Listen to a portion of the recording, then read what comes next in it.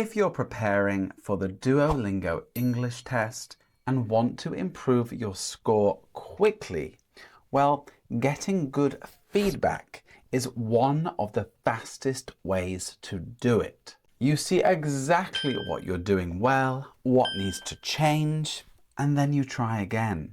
So today we are going to take some real student answers, put them through Arno, and see if we can improve them by at least 20 points.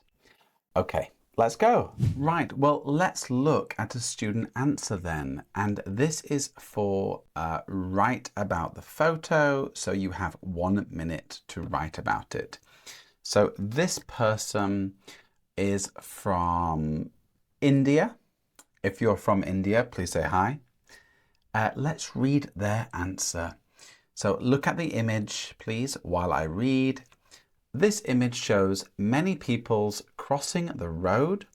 I can just see the sun, so it could be sunrise.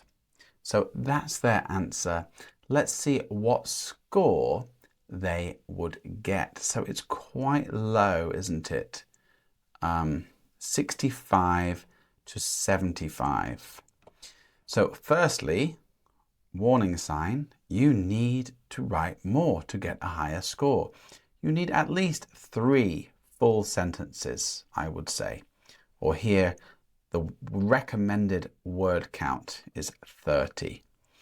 So first, let me show you how we use the SMART feedback. So if there are any grammar mistakes, well, it can help you.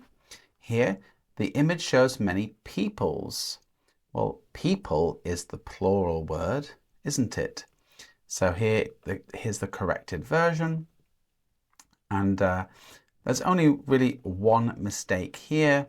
So if that was correct, actually our score would be significantly higher. That just shows how important grammar is in your writing, okay? Really take your time to improve your grammar. If you keep making the same mistakes, I recommend you click here, save this feedback, and you can create flashcards for yourself, which is really, really useful. Here we can change, oh, you can't see it. There you go. You can change the title. So maybe it's how to rephrase something or anything you want. But creating flashcards to help you stop making the same mistakes can be really helpful. Okay, now let's go down and look at our main areas, our main weaknesses. So we're going to look at our score breakdown. Okay, so here is our score breakdown.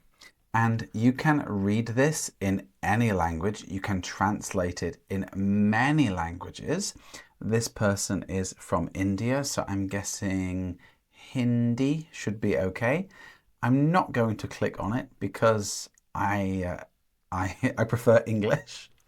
So let's have a look. So in content, we need to add more visual details. That's going to help us a lot.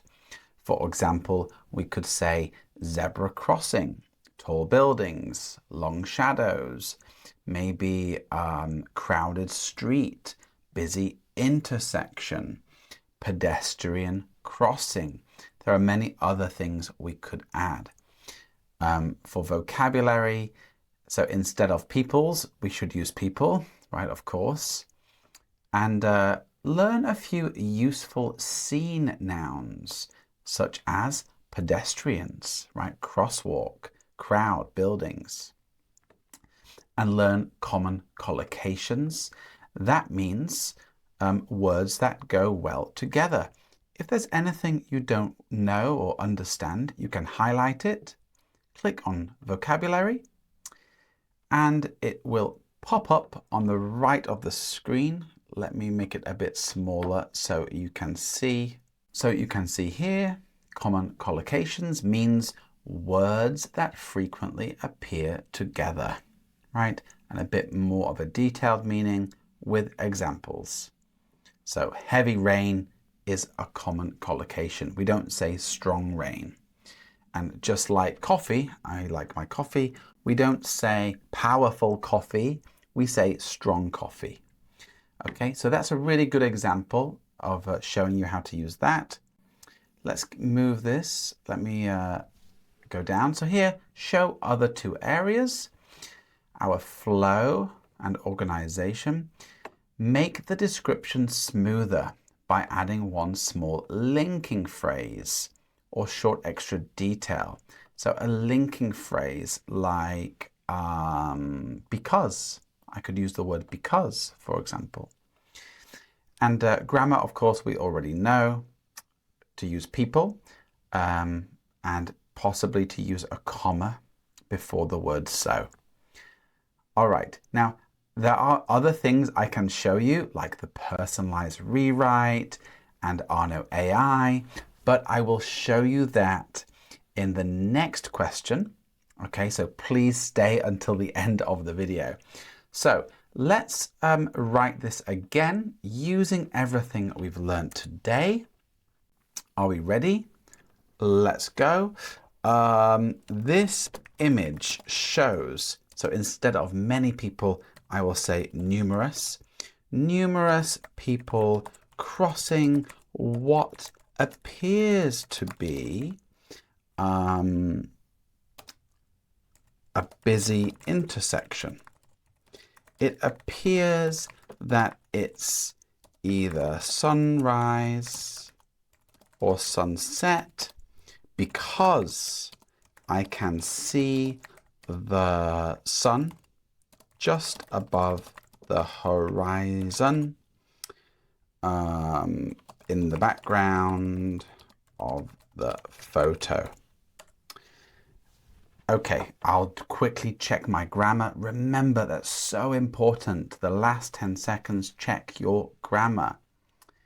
Okay, let me pause it first. This image shows numerous people crossing what appears to be a busy intersection. I personally really like using what appears to be. So you can write, this image shows numerous people crossing a busy intersection. But what appears to be shows that we are using inference. We're guessing what things might mean by looking at the photo. Next, it appears that, right? It appears that, it seems that. These are some really good phrases for you. It appears that it's either sunrise or sunset because I'm using that connecting word now. I can see the sun just above the horizon in the background of the photo. Okay, and maybe I needed a comma, but I won't change it. Let's see what we get. Let's submit and see what score we get. Okay, oh wow. Right, well that was a 150 to 160 score. Now, maybe you're thinking, Dave, I'm Dave, by the way. Dave, I don't need a 160 score. I need a 120 or a 130. I understand. But if you aim, if you try to get the highest score possible, then that's a lot better than aiming for 120, because I want to show you something really interesting. If I make just 2 or 3 typos, which means mistakes because I'm typing really quickly, or I miss something with my grammar. So here, maybe I miss, so I've added an S here like before. Maybe I miss a period, or maybe I forget to write the word the. So that's 3 small mistakes, okay? Let's see how that changes our score. I imagine it might go all the way down to 120 or lower because we missed the period. Yeah, look at this, everyone. 115 to 125. And that's mainly because of typos and little grammar mistakes. So that's why it's really important for you to check your grammar and punctuation, right? Periods and commas, capital letters, and also aim for the highest score possible, because maybe you will be happy with an overall score of 120 or 125. All right, let me show you some other really interesting and useful things Arno can do for you in the next question. So here is the next question, and it looks like a pretty difficult image because there are no people in it. And occasionally Duolingo will give you some really difficult pictures. If you've had a really difficult one in your test, let other people know in the comments, because that can be really helpful. So let me show you a student's response. And this person is from Nepal. If you're from Nepal, beautiful country, say hello in the comments. All right, this person wrote, "This image depicts an ocean. There are low clouds and a boat moving across at the bottom of the photo. In the distance, there is cliffs." Ooh, difficult to see, but I can see cliffs. "It is beautiful." I would say that's a pretty good answer. I can already see a few grammar mistakes and spelling mistakes. Let's see what score this person got. Yeah, I imagine that it will be around 100. Okay, what mistakes do they make? Well, in terms of grammar, you can see here, the original, let's click corrected, depicts, the spelling of depicts. And here is cliffs should be there are cliffs. Now, if they wrote it like this, the corrected version, their score would actually be very high. So again, spelling, grammar, punctuation are really important. Okay, so let's scroll down, look at the score breakdown first. So here is the score breakdown. Let's have a quick look. Remember, again, you can translate it into many different languages, everyone. So here, add one or two small details. So adding more details could help. Next, grammar. We already know it should be there are cliffs, and depicts should be the correct spelling. In terms of flow and organization, maybe we can link two ideas with a simple connector to help us. For example, using because again, or just and can be useful. So for vocabulary, yes, learning common collocations. That means words that go really well together. So a boat is sailing. Yes, and I will show you something really useful in a second. But here we could use some motion words or color. So a calm blue ocean, for example. Now here you can also view Arno's description. Okay. Now if you look at this, you might think, oh my goodness, this is really, really long. No one can type this in 1 minute. And that's true. But this is just to show you all the things you could say about the image. So you don't need to worry about reading it all or learning everything. Just look here. The image captures, so that's a good phrase. Here, a serene and expansive seascape. So that sounds really good. And if you don't understand it, you can click vocabulary. And here it shows this means a large calm view of the sea with more examples. Okay, I like that phrase. So you can read through it, find some phrases for yourself.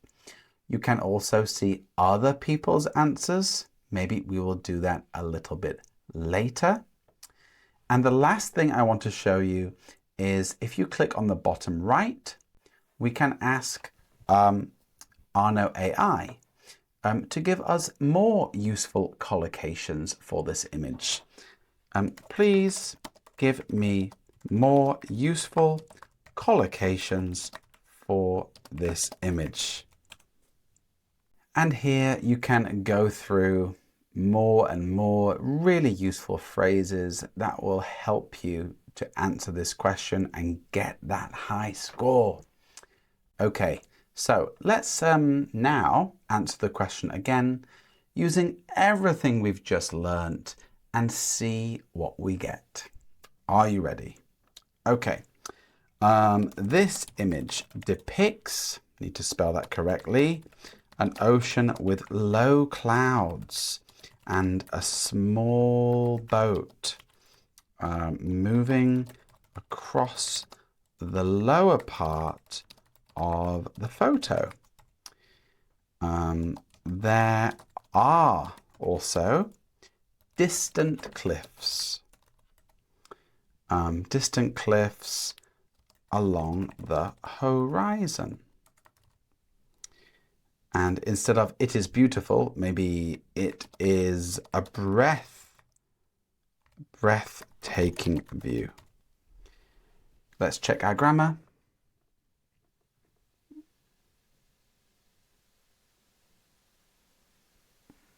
Okay, that looks correct to me. Notice that, oh, we need to submit first. Let's submit. Fantastic. 150 to 160 with no grammar mistakes. Here, notice that I'm using a lot more details, right? An ocean with low clouds. And so I'm making it into a longer sentence and a small boat moving across the lower part of the photo. So I'm showing where it is in the image. That's important too. There are also distant cliffs along the horizon. You can make that into a simple sentence if you want as well. There are also cliffs in the distance. That's okay too. But here I'm making it into one sentence, right? Using along the horizon. That's a good phrase to learn, everyone. And then again, instead of using beautiful, did the person use beautiful? Let me check. It did, yeah. The person used "it is beautiful." So it's useful to learn some synonyms. And I like "it is a breathtaking view." Write that down, remember it, and use it in your test because it's a great phrase to learn. All right, I think we should do one more. Are you ready? Okay, here we are, and here is the new image. There is a person in the image, but it could be difficult for many people. And here is the response from one of our students. This student is from Pakistan. So hello if you are watching from Pakistan. Let's read it together. Ready? The image shows a woman canoeing across a lake. In the distance, there are mountains with snow on. I think it's a cold climate. The view is incredible. Okay, I think that's a pretty good answer. I also don't think that it's a canoe though. I believe it's a kayak. But I don't think you will lose too many points from that. Let's see what score they get. I would say that's a pretty good score, to be honest with you. Okay, 100 to 110. Now let's look at the feedback. So our grammar tutor. So we have canoeing should be, yes, the spelling is wrong. We're missing the E, I believe, right. And then here, there are mountains with snow on them. Okay, so, and if we just corrected those two mistakes, our estimated score is already 150 to 160. I would say on the real test, it might be a little bit lower because it is quite choppy, right? I think it's a cold climate. The view is incredible. Maybe we can improve that. Let's have a look at the score breakdown now. Okay, so let's find out where we're making the main mistakes. Content is pretty good, but here it says very short and underdeveloped. So we need to practice adding one concrete detail. So more detail we need, right? That's to improve our content. So for example, color, movement, the size of something. Vocabulary. So here, correct the spelling. Okay, yes. And here, learn natural collocations. For example, snow-capped mountains. That's good. Every time you see a mountain with snow on, remember, snow-capped mountains. Let's use that in our next answer. And any other areas? So we need to improve the flow by using some connectors like and, also, because. Grammar. So we talked about snow-capped mountains and the spelling. And also I think it is actually a kayak, but it doesn't matter that much, everyone.